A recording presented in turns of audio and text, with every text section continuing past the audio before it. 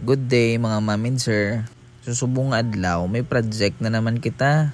Kaya nga aton nga project, isa ka cover up. Bali, amo ni nga aton nga talabunan no. Ara ka na naman. Bag-o ka manumdom nga ngalan ni ka ex ya. Lantaw anay ka video.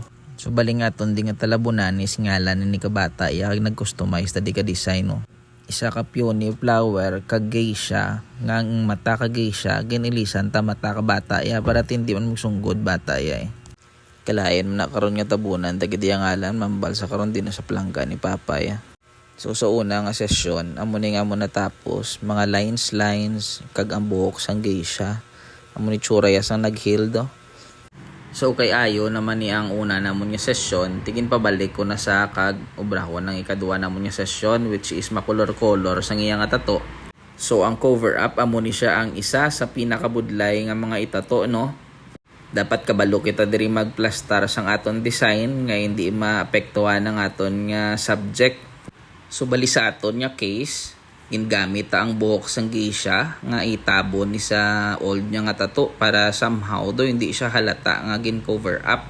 Kay kung i-apply ta lang ni karon diretso kag matuo ni sa guya sang subject ta ang cover up ti balda gid Do gaduwa-duwa gid ko tani nga ubraw ni nga video kay ambal ko basi kung i-upload ko ni kag ang ma-inquire sa aton puro cover up out. Tama man daan ka makalilibog mag-ubra sang design basta cover up. Kapin pa kung ang tato sang kliyente 3 inches pakubiran niya 1 inch si cover baw ambot. Bisan mayo pamatsyag mo duhilan naton kakag. Inquirean kapag bidayon sang sir mapa-cover up ko 1.5 budget. Baw ambot do wala na ko na dayon kabalo ko no i-reply ko.